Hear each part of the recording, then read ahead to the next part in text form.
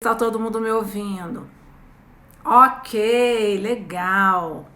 Que bom. Então, bem-vindos aqui, bem-vindos. Que Gleber, boa noite, bem-vindos. Então, vamos começar? Raquel entrou, legal, gente. Vamos começar então. Bom, nosso tema hoje então aqui é autocuidado e saúde mental. E eu queria primeiro dar as boas-vindas. Que legal que vocês estão aqui hoje. Muito bom poder falar com vocês sobre esses temas, né? Por que autocuidado e saúde mental, né, gente? Será que esse é um tema importante? Vamos pensar assim no primeiro, o que é autocuidado? A ideia de auto é para mim mesma e cuidado, né? Cuidar de mim mesma. Saúde mental. Definir saúde, o conceito de saúde é muito complexo, né? E varia muito historicamente, culturalmente. Mas para ficar mais fácil e resumido aqui pra gente, vamos pegar a ideia da saúde como um estado geral de bem-estar, ok? Carol entrou, boa noite, Carol. E mental, se referindo a processos mentais, processos internos. Então, o meu pensar, o meu sentir. Então, a ideia aqui hoje que eu quero trazer para vocês de saúde mental e autocuidado é o cuidado que eu tenho com as minhas emoções, o cuidado que eu tenho com o meu sentir, com o meu pensar. E eu pergunto para vocês, será que está todo mundo aí cuidando da sua saúde mental? O que vocês me diriam? Nem sempre, né? A gente lembra de cuidar da saúde mental, que é esse cuidado com as nossas emoções e com nossos processos internos, não é? E é interessante porque eu atendo várias pessoas e vejo várias pessoas no consultório que cuidam de tantas coisas. Cuidam do trabalho, cuidam do carro, cuidam dos filhos, cuidam da casa, cuidam do marido, cuidam de tudo. Mas esquecem de cuidar de si mesmas, né? Qual é o resultado disso? O resultado é que as pessoas estão adoecendo. As pessoas não estão olhando para si, não estão entendendo seus processos internos, suas emoções e estão adoecendo. Então a gente tem hoje pessoas estressadas, ansiosas, com outros quadros mais graves até, de depressão e outros processos, e reflexos disso na saúde física também, porque as pessoas não estão se cuidando, não estão olhando para si. Então, daí a importância da gente falar de um tema como esse, né? Eu queria que vocês, se tiverem perguntas, já podem ir fazendo as perguntas, porque aí eu vou aqui desenvolvendo e depois eu vou respondendo aí as perguntas que vocês tiverem, as dúvidas que vocês tiverem, tá? Então vão colocando aí na caixinha que dúvida que vocês têm. Vocês já imaginaram como é que seria um mundo se as pessoas cuidassem de si? Como é que seria a sociedade se as pessoas olhassem para si com esse olhar de cuidar da sua saúde mental? Não é? Como é que seria? A gente teria pessoas mais maduras, a gente teria pessoas mais realizadas, pessoas mais felizes. E se é verdade que a gente dá para o outro aquilo que a gente tem, então se a gente tivesse um processo aí de cuidado da saúde mental, a gente só teria coisas maravilhosas para oferecer para os outros, não é? Se a gente olhasse para a gente com um olhar de compreensão, de aceitação, de ser gentil com a gente mesma, a gente teria muitas coisas boas para oferecer e seria incrível, porque o outro poderia usufruir também disso, né? E quem é o outro? Quem é o próximo? O próximo é aquele que está do nosso lado, é o seu marido, é a sua esposa, os seus filhos, seus funcionários, seus colegas de trabalho. Então, o autocuidado, ele não beneficia apenas a pessoa que cuida de si mesma, ele acaba beneficiando o outro também, porque a gente teria coisas mais bacanas para oferecer para as pessoas, né? Hoje aqui nessa live, daqui a pouco, eu vou fazer com vocês, vou mostrar para vocês um exercício de 5 passos de como melhorar aí o cuidado da sua saúde mental. Mas eu quero ouvir vocês também, quero ouvir as dúvidas, Que colocações, que perguntas vocês têm aí para me fazer? A Deia Barros está falando menos brigas, né? Se a gente cuidasse mais da gente, como consequência, teria menos brigas. É verdade, Deia. Quando a gente não olha para si, a gente não se conhece, como é que fica a qualidade dos nossos relacionamentos, né? A gente acaba trazendo para as nossas relações aquilo que é parte da gente. Então você lida com as pessoas como? Sempre estressada, sempre com raiva, esperando que o outro faça aquilo que você quer, não é? Então, sem dúvida, se a gente se conhecesse mais e cuidasse da nossa saúde, isso refletiria também numa qualidade dos nossos relacionamentos. Rob, Andréia Rob. Oi, Rob. Legal, que bom que você está aí. Dúvidas? Que dúvidas vocês têm sobre autocuidado e saúde mental? Quero ouvir vocês. Perguntas. Vamos lá. Raquel falando que é verdade, concordando aí, né, Raquel? A gente teria um mundo melhor se a gente se cuidasse mais. Isso é muito legal, né, gente, essa reflexão. Ana Suítes está falando todas as dúvidas. Que dúvidas são essas, Ana Suítes? Vocês já tinham pensado dessa forma? Vocês já tinham pensado que quando a gente se cuida, o benefício não é só nosso, é também do outro? O que você acha da meditação? Andréia, maravilhosa. A meditação é uma das ferramentas para a gente usar e abusar, né?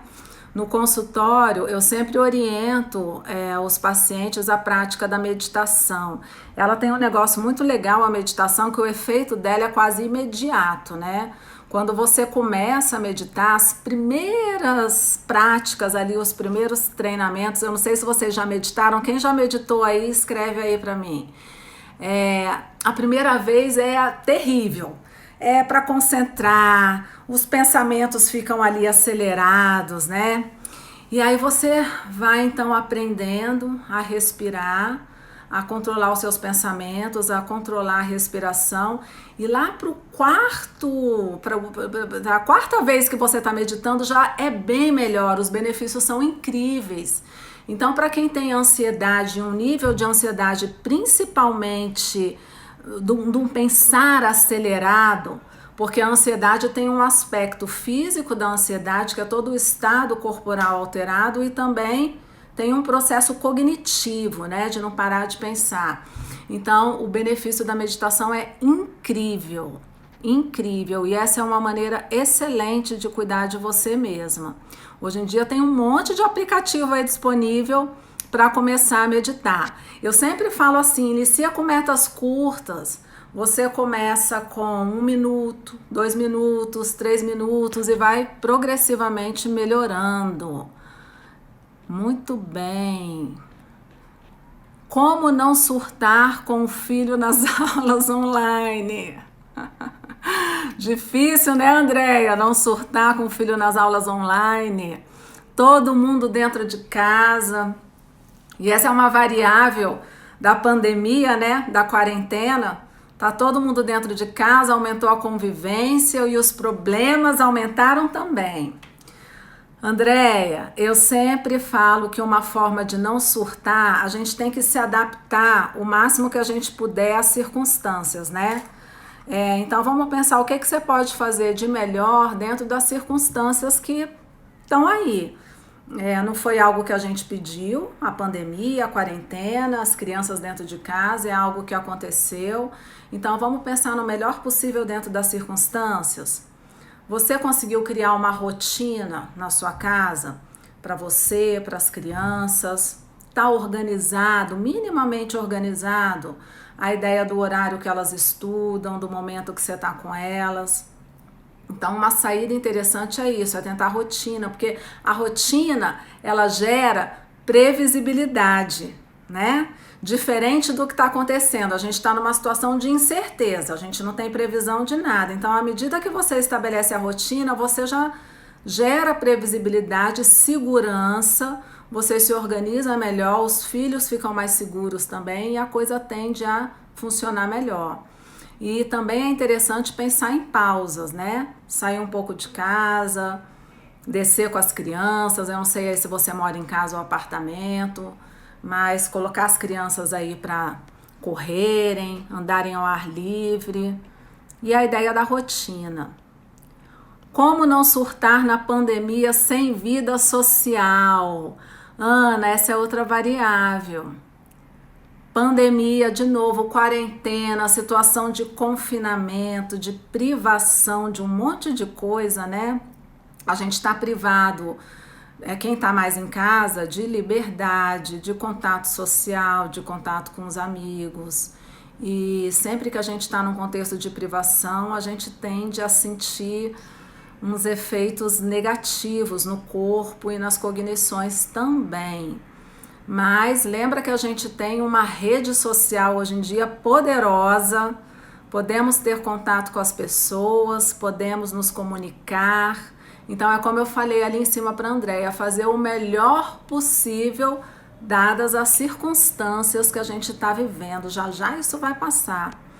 É interessante, gente, essa ideia de já já vai passar, para você refletir se você está esperando passar para voltar aos cuidados com você mesma, sabe? Então, estou esperando passar a pandemia para voltar a fazer atividade física, estou esperando passar para voltar a ter uma vida social, esperando passar para trabalhar.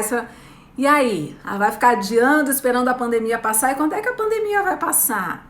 Então, dentro das circunstâncias, eu vou fazer o que eu preciso fazer, né? O melhor possível. Me exercitar, ter contato com as pessoas, trabalhar. O autocuidado sempre vai ser preventivo de situações de adoecimento, né? De transtornos mentais, de surtar. Eu não sei o que vocês estão chamando de surtar, mas eu imagino que um nível de ansiedade alto, né? E o autocuidado sempre vai ser um caminho para esse controle. Autoconhecimento é o caminho para se relacionar melhor com o outro. É verdade, Raquel. Autoconhecimento é extremamente importante para tudo na vida. E olha, é interessante falar em autoconhecimento porque a gente não tem um treino de olhar para nós mesmos, não é? A gente não aprende isso na escola, a gente não aprende isso nas relações familiares. Então, você tá ali refém das contingências, das circunstâncias, sentindo um monte de coisa, pensando um monte de coisa, se relacionando do jeito que você aprendeu com modelos de pai e mãe, aprendeu se relacionando com as pessoas. E será que isso é o mais adequado para a sua vida, essa forma de se relacionar? Então, se você não para, olha para você, entende esses processos internos, que é o que a gente está chamando aqui de saúde mental, a relação com o outro vai ficar bem prejudicada. Um processo de autoconhecimento sempre inicia com uma boa autoobservação. Começar a se observar, olhar para si. O que eu sinto? O que eu penso? Por que eu sinto isso? Por que eu penso desse jeito? E aí já é um exercício de treino de autoconhecimento. Ana, exercícios para ansiedade é uma boa? Sim, Ana. Melhor exercício para ansiedade é respirar, respiração profunda. Alguém falou da meditação lá em cima. A meditação é uma excelente ferramenta para controle da ansiedade. Respiração profunda também. Se todo dia antes de dormir você ficar num local ali isolado da sua casa, sem ser interrompido e simplesmente respirar,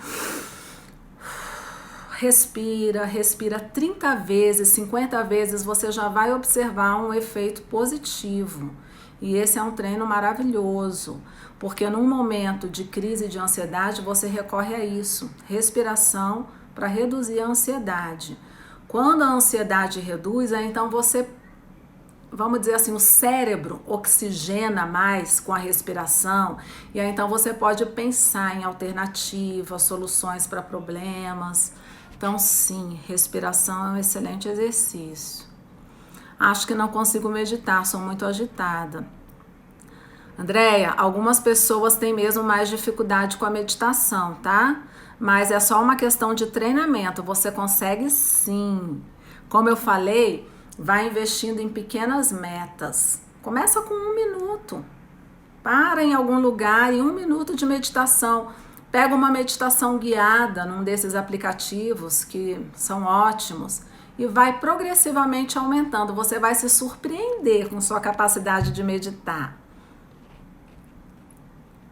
O que devo aconselhar para uma pessoa com sintomas de depressão?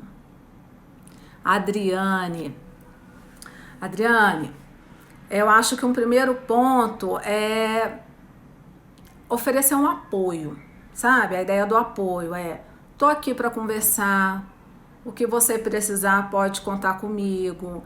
É uma ideia de empatia também. Eu entendo que isso é difícil mesmo.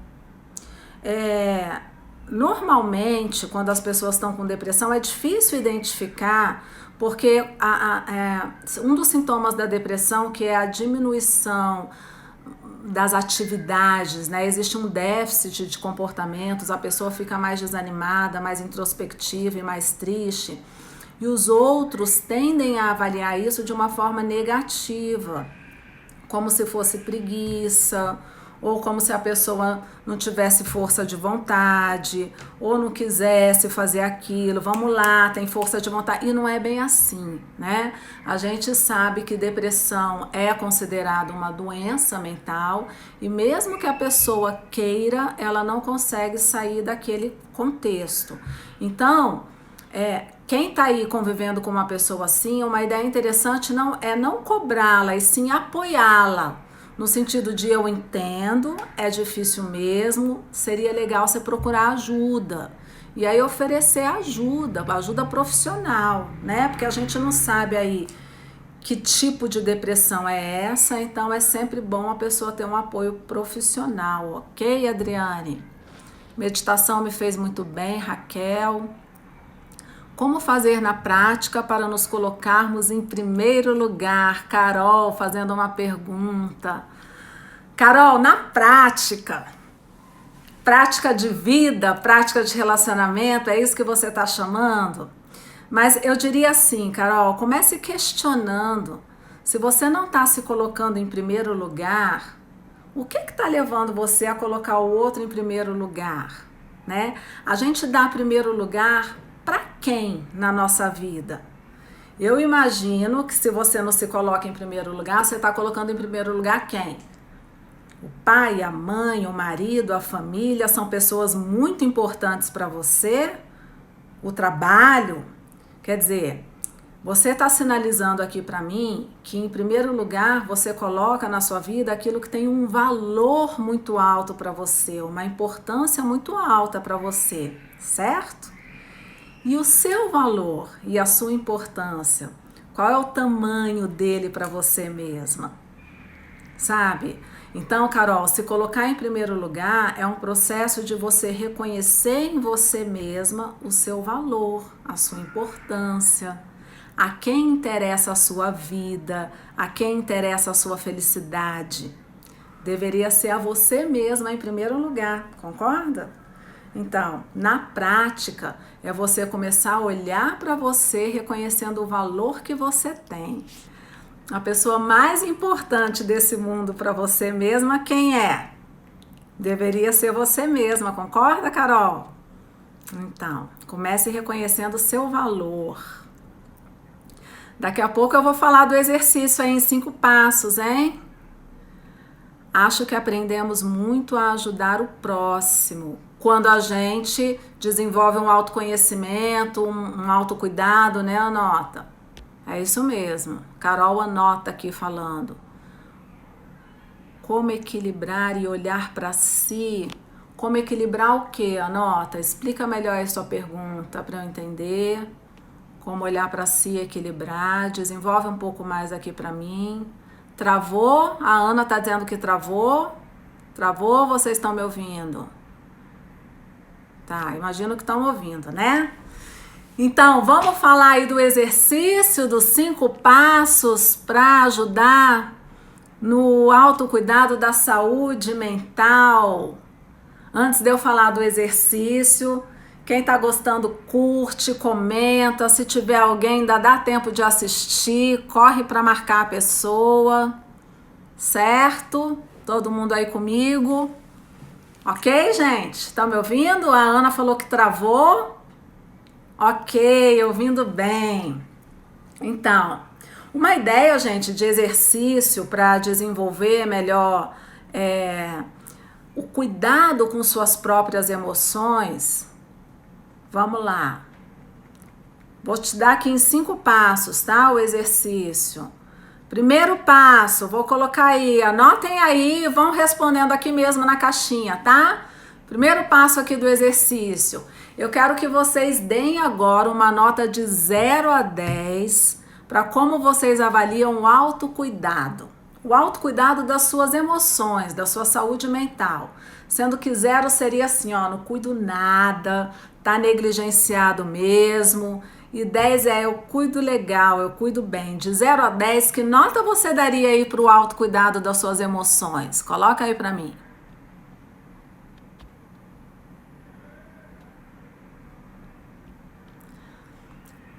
Paul pergunta aqui, como esquecer um amor não recíproco?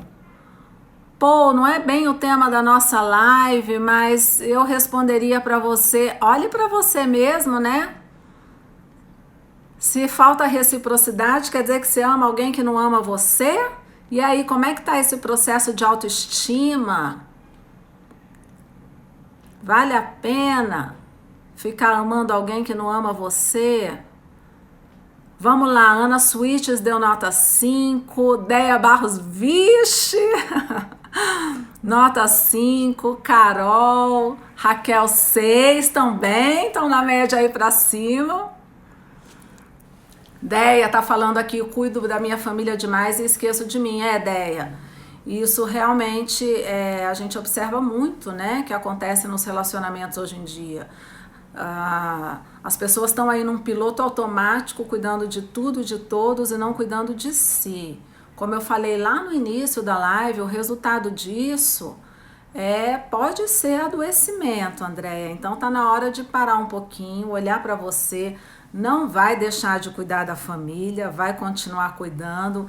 Mas lembra do que eu acabei de falar? Você deveria ser a pessoa mais importante da sua vida, para você mesma. Então precisa voltar esse olhar para você. Andréia nota 7, Emanuele nota 6. Muito bom, gente. Vocês estão se dando até umas notas boas aí, da metade para cima no autocuidado. Legal. Da metade para cima. Então vamos lá para o segundo passo. Vocês já deram uma nota, anotem aí essa nota, tá? Eu quero que vocês listem 2 emoções que vocês sentem com mais frequência. Eu sei que a gente sente todas as emoções possíveis todos os dias, mas tem aquelas 2 que são mais frequentes, mais comuns, que você está a maior parte do tempo sentindo? Pensa aí nessas emoções agora e lista para mim. Quais são? Anota também assim, cuidando muito da família. É isso aí, anota. Cuidar da família é importante. São pessoas importantes, né? São pessoas que você ama, mas é importante, anota, esse cuidado sem negligenciar o amor próprio, entende? Você continua cuidando deles e de você também. Ana, preocupação e ansiedade, listou aí os 2 principais, as 2 principais emoções. Alegria e preocupação, Emanuela. Ansiedade e raiva. O que mais? Vamos colocando aqui as 2 principais emoções. Ansiedade, falta de paciência, Márcia. Preocupação com o futuro, ansiedade. Tô vendo muita gente ansiosa aqui, né, gente? Raiva e preocupação. Tem mais? Vamos lá. É difícil, gente, pensar nas emoções? É difícil observar? É difícil dar nome para as emoções? Elas simplesmente estão aí acontecendo e a gente nem sabe o que está sentindo? Sabia que isso é muito comum? As pessoas simplesmente estão sentindo e não estão observando o que sentem. E às vezes é difícil identificar, nomear essas emoções, né? Falando em emoções aqui rapidamente, às vezes aquelas emoções básicas são as que a gente identifica com mais facilidade: raiva, medo, tristeza, alegria.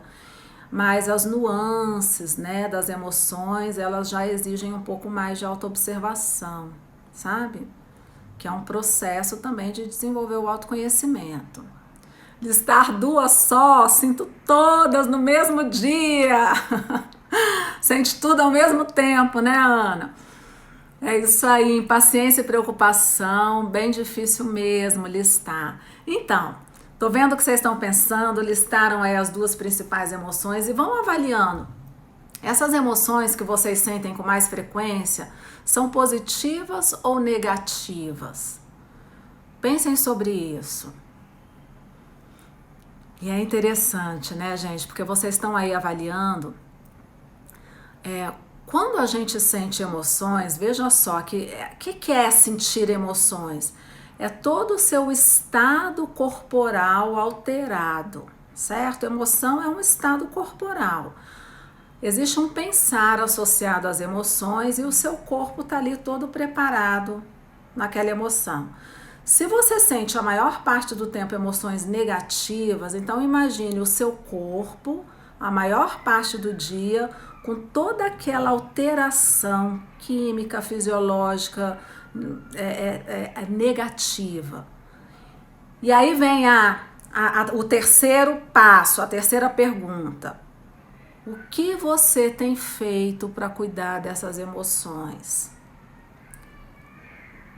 Se você sente a maior parte do tempo raiva, mágoa, ansiedade, o que mais vocês colocaram aqui? Autocrítica, impaciência, preocupação, certo? Eu tô vendo aqui que são as mais comuns. E o que você tem feito para cuidar? Se essas emoções, elas se caracterizam por um estado corporal negativo e você não tem cuidado, o que vai acontecer com você a curto, médio e longo prazo? Como vai ficar a sua saúde mental? Então, a terceira pergunta já é essa reflexão. O que você tem feito para cuidar dessas emoções? A terceira e a quarta etapa, né? Eu tô falando aqui de passos, tá, gente? A gente tá aqui fazendo um exercício, para quem tá perguntando, um exercício de autocuidado da sua saúde mental, tá? Então me pediram aqui para repetir. O primeiro passo foi listar foi dar uma nota de 0 a 10 para o seu autocuidado. O segundo passo foi listar as duas emoções que você sente com mais frequência. O terceiro passo, eu te perguntei aqui o que você tem feito para cuidar dessas emoções, tá? E já vem junto com o quarto. Você sabe identificar o que leva você a sentir essas emoções? Quais são os contextos aí em que essas emoções ocorrem? É trabalho, é família, é em casa, é aonde, né? Qual contexto essas emoções ocorrem? Então vejam, o terceiro e quarto passos, eles vêm juntos aí. Que contextos me levam a sentir essas emoções que eu sinto com mais frequência? A ansiedade, a raiva, a preocupação, isso aí que vocês listaram. E o que vocês têm feito para cuidar dessas emoções? A Raquel está dizendo que faz terapia e meditação. Parabéns, Raquel. Pela terapia e meditação são 2 excelentes caminhos. Me afastei de pessoas que me faziam mal. Ótimo, identificou aí. Então, Raquel está aqui falando já do contexto. Pessoas, relacionamentos que faziam mal a ela e ela se afastou. Ok, Raquel, muito bem. Trabalho e família, a Ana está falando que no trabalho e família são os contextos em que ela sente as emoções negativas, né, Ana? Andréia, já consigo identificar o que me traz ansiedade. Ótimo, Andréia. Olha, gente, um primeiro passo para mudar é o que a gente sente, o que a gente pensa, é identificar o que faz a gente pensar, o que faz a gente sentir. Esse é um ponto extremamente importante, porque a gente simplesmente sente e acha que é isso mesmo, e a gente até se autoriza a fazer várias coisas que faz porque sente, não é? Eu tô com raiva mesmo, então eu falo mesmo, mas a gente não questiona o que faz a gente sentir, o que faz a gente pensar e o que a gente vai fazer com o que sente e com o que pensa, certo? Então, identificar é um primeiro passo. Acho que identificar é algo muito complexo. O Ulisses está falando que tem dificuldade para identificar. É mesmo, viu, Ulisses? É complexo identificar. Sabe por quê, Ulisses? Porque a gente não tem esse treinamento, né? De olhar para a gente, olhar para os nossos processos internos e entender, identificar. Não temos. Mas, Ulisses, a gente pode aprender, viu? Sempre é tempo de aprender a olhar para você e identificar. Adriane está dizendo que procura meditar e buscar espiritualidade. Parabéns, Adriane, 2 caminhos maravilhosos. Nós somos seres espirituais também, né? A gente precisa buscar a espiritualidade. Me afasto da situação quando percebo, Andréia. Preciso testar? Testar o que, Ulisses? Não entendi a pergunta. Fala aí para mim. Andréia, sei identificar contexto de trabalho. Trabalho, né, gente? Trabalho é um contexto de muito gerador de ansiedade para muitas pessoas. E aí, tem uma coisa interessante. Eu sei identificar e eu perguntei, o que você tem feito para cuidar? Às vezes, quando a gente convive com alguém que não faz bem, a gente consegue se afastar, dependendo aí de quem for essa pessoa, né? Mas e quando não dá pra gente se afastar?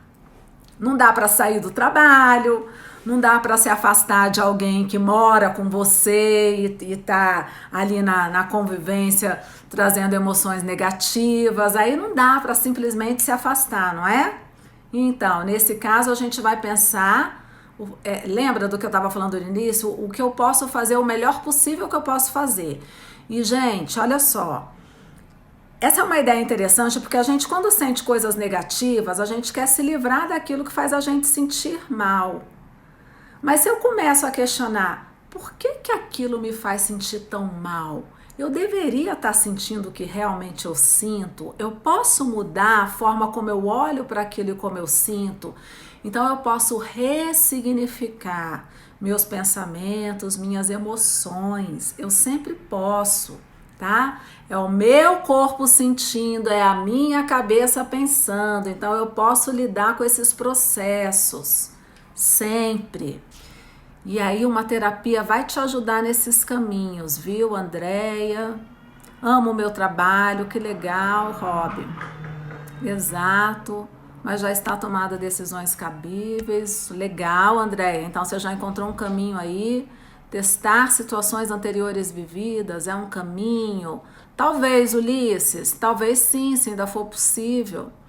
Aí a empatia conta até 10. Respirar fundo. Respirar fundo. Muito bem. Vamos lá. 5º passo para o nosso exercício. Já falamos dos 4 passos aí do exercício de autocuidado e saúde mental. E o 5º passo é: estabeleça uma meta pequena. Qualquer meta, ó, você avaliou como é que está o seu autocuidado, você identificou emoções que você sente com mais frequência, você tem noção do contexto que faz você sentir essas emoções. Algumas pessoas falaram que já estão tomando atitudes para lidar com essas emoções, e a ideia agora é estabelecer uma meta, uma pequena meta, para você ampliar o nível de autocuidado. Lembra aquela nota que você deu? 5, 6, 8 de autocuidado? A ideia é chegar no 10, o máximo possível aí de autocuidado, viu, gente?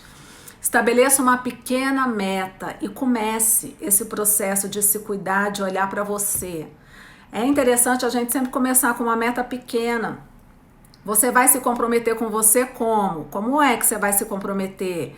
Estabeleça aí agora, pense numa pequena meta que você pode cumprir e cumpra. E vá passo a passo, uma atrás da outra, sabe? Você cumprindo as metas para ampliar. O que você precisa começar? Uma meditação? Você precisa voltar para a sua atividade física. A meta qual é? Conversar com alguém para esclarecer uma situação que não está esclarecida. A meta é iniciar um processo terapêutico. Por onde você vai começar? Estabeleça agora essa meta. Aproveite aqui a nossa live para você já sair daqui comprometida com você mesma. Eu sou apaixonada no meu trabalho, mas toda vez que quero fazer além do meu limite, fico muito ansiosa. É verdade, Ana.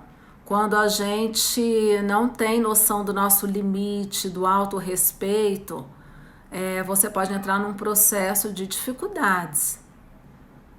Então é importante aí você entender os seus limites e respeitá-los para você saber se posicionar. Então, no nosso quinto passo, já estabeleceram suas metas? Para quem entrou aqui agora, Leia, KB entrou. Para quem entrou aqui agora, a gente está fazendo um exercício de 5 passos do autocuidado e da saúde mental. Então, quero ver as metas. Já pensaram aí? Dá um ok para mim se você já sabe por onde começar. Ok? Legal, oi Leia. É isso aí, gente. Então, ó, a gente falou aqui dos 5 passos, a gente propôs aqui uma meta, e a ideia da meta é o seguinte: sempre que você estabelece uma meta curta, ela é viável de você alcançar, e ao alcançar, você vai estabelecer uma nova meta e outra meta, até então você perceber, quando você se der conta, você já tá aí bem desenvolvida no seu processo de autocuidado, tá? Livinha, que saudades! Oi, Lívia, saudades também, que legal! Andréia já sabe, Raquel ok, já sabe a meta. Amo trabalhar com metas, legal, Adriane. Trabalhar com metas é bom mesmo, porque vai reforçando os comportamentos adequados, né? A gente, para alcançar uma meta pequena, tem que ter uma série de atitudes. E quando a meta é alcançada, reforçou tudo aquilo que você fez. Isso, então, deixa você mais animada para seguir adiante com outras metas. É importante trabalhar com metas viáveis, né? Cecinha, ok, gente, tô vendo que vocês estão aí dando joia. Já tem metas, já tem um caminho a seguir, muito legal. É isso aí. Fred, eu sei, já sabe o que tem que fazer, né, Fred? Muito bem.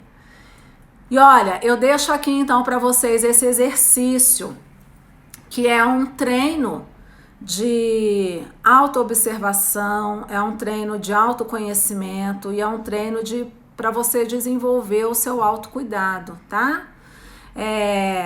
Eu espero ter colaborado com vocês de alguma forma. A gente está chegando aí no final da nossa live.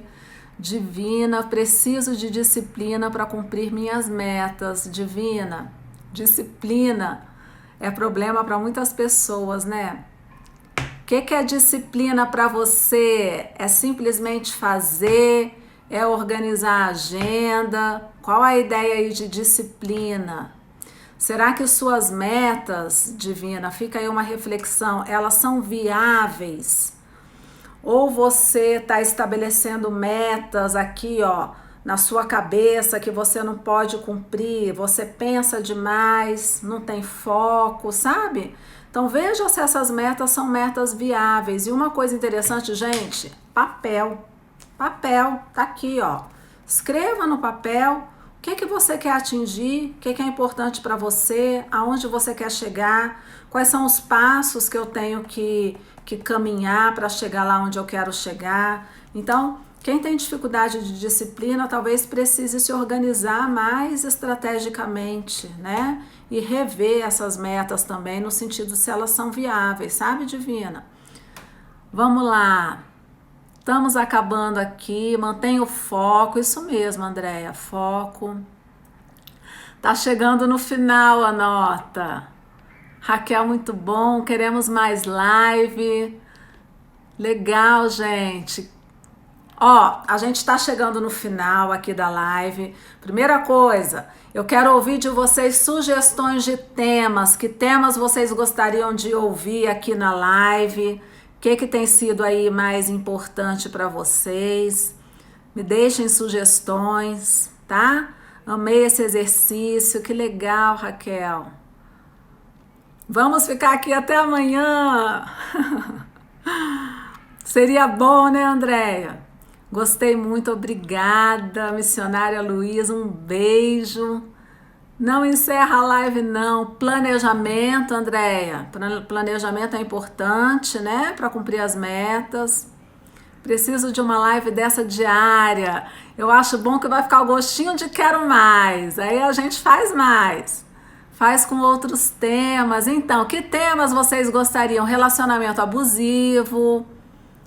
Que mais? Controlar a boca na live. Tá fazendo live botando tudo para dentro. Dieta, como fazer na pandemia.